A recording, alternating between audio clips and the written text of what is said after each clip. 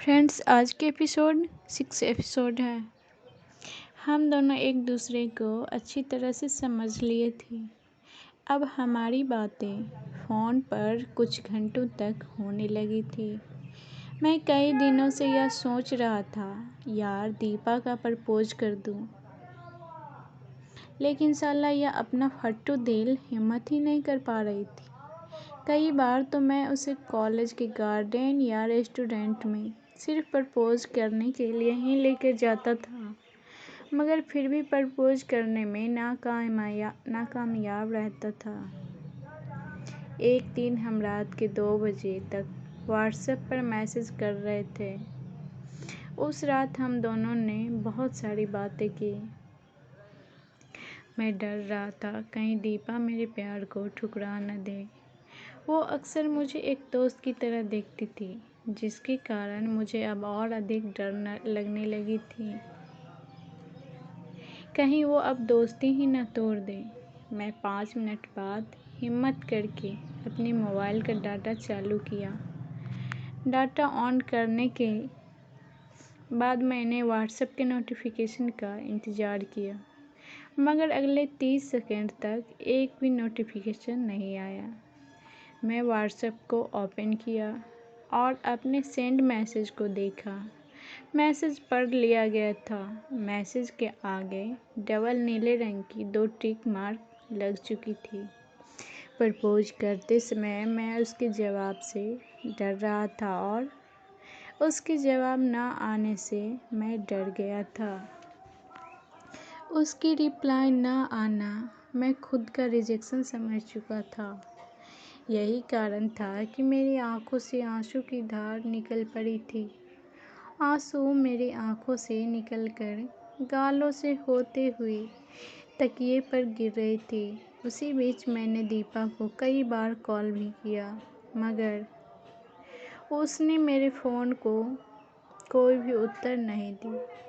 फिर मैंने उसके व्हाट्सएप पर 100 से अधिक बार माफ़ी मांगा, मगर उसने किसी मैसेज का रिप्लाई नहीं किया। इस तरह से उस रात में बिल्कुल भी मैं सो नहीं पाया था।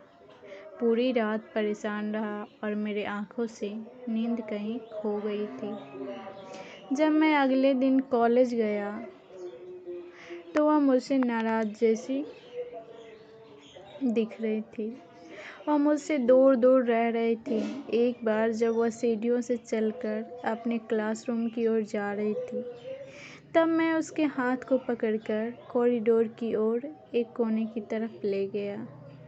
दीपा, क्या तुम मुझसे सच में नाराज़ हो? मैंने उसकी आंखों में झांक कर कहा।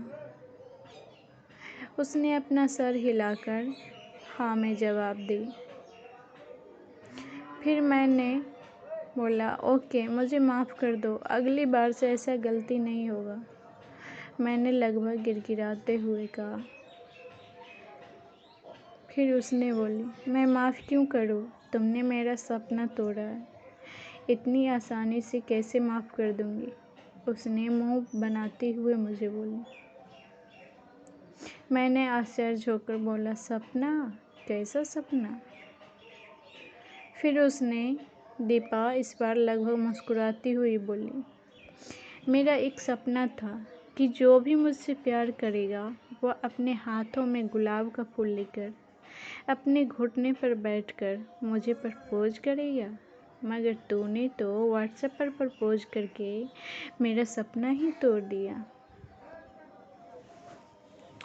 फिर मैंने अपना कंधा उचकाते हुए बोला, क्या?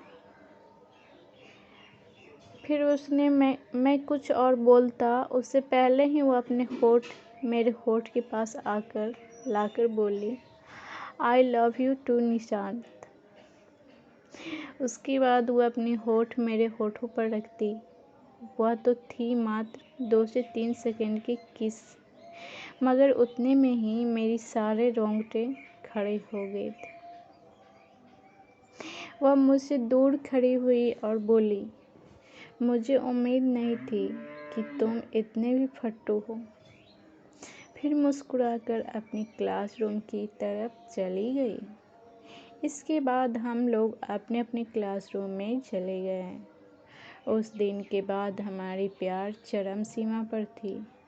अक्सर कॉलेज में हम लोग साथ साथ देखे जा सकते थे। जब वो अपने क्लासरूम में होती थी तभी सिर्फ अकेली होती थी, वरना कॉलेज के पूरे टाइम हम दोनों साथ में बिताते थे। कुछ दिन बाद से ही हमारी जोड़ी की चर्चा कॉलेज के ग्रुपों में होने लगी थी, मगर मुझे इन सब से कोई फर्क नहीं पड़ता था। हम दोनों अपनी ही दुनिया में मस्त रहते थे। एक दिन मैं कॉलेज की ब्रेक टाइम में असाइनमेंट प्रोजेक्ट के लिए ज्योग्राफी टीचर की केबिन में गया हुआ था, जिसके कारण दीपा कॉलेज की कैंटीन में अकेले बैठी थी।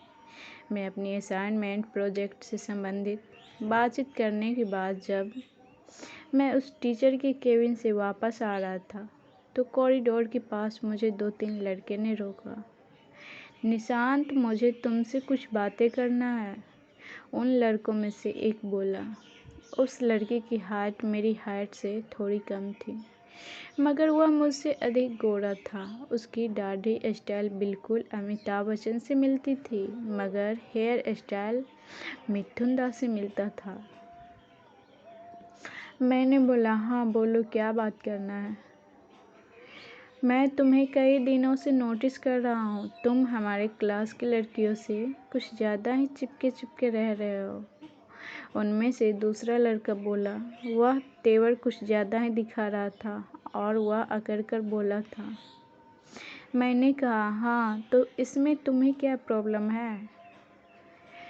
फिर उसने अपने हाथ को मेरे कंधे पर रखते हुए बोला, दिक्कत नहीं है बेटा, बल्कि बहुत दिक्कत है, क्योंकि तुम जिस लड़की से चिपक के घूम रहे हो उसे मैं पसंद करता हूँ।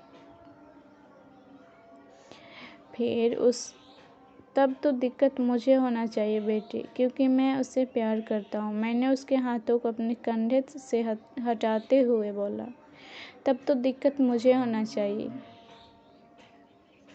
फिर एक दूसरे लड़के ने बोला, साले वह मेरी क्लास की बंदी है, आज के बाद उसके अगल बगल भी दिखा तो मुझसे बुरा कोई नहीं होगा। तुम लोग मेरी 2 बातें अच्छी तरह से समझ लो। पहली कि तुम लोग तमीज़ से बात करो, और दूसरी कि वह तुम्हारी क्लास की बंदी है ना, कि तुम्हारे बाप का जागीर नहीं। मैंने इस बार अपनी उंगली दिखाते हुए गुस्सा में बोला था। इसके बाद वे लोग कुछ बोलते कि उससे पहले ही वहाँ पर कुछ लड़कियाँ आ गई थी, जिसके कारण वे लोग वहाँ से चले गए और मैं कैंटीन की तरफ चला गया। निशांत, इतना टाइम कहाँ लगा दिया? अब तो ब्रेक भी ख़त्म होने वाली है। दीपा मुझे कैंटीन पहुँचते ही बोली मुझसे। हाँ, थोड़ी अधिक टाइम लग गई। यह बोलता हुआ मैं उसके बगल की कुर्सी पर बैठ गया। ठीक है, मैं कॉफ़ी मंगाती हूँ, दीपा शॉप की तरफ देखती हुई बोली। नहीं, मत मंगाओ, आज मुझे कॉफ़ी पीने का मूड बिल्कुल भी नहीं है, मैंने बोला। फिर दीपा बोली, क्यों, क्या हुआ? फ्रेंड्स, इससे आगे सुनने के लिए मेरे चैनल को सब्सक्राइब ज़रूर करें और अगला स्टोरी सुनते रहें। आप सभी श्रोतागणों को धन्यवाद। मेरे वीडियो को लाइक करें, शेयर करें और कमेंट बॉक्स में ज़रूर कमेंट करके बताएं कि ये वीडियो मेरा आपको कैसा लगा।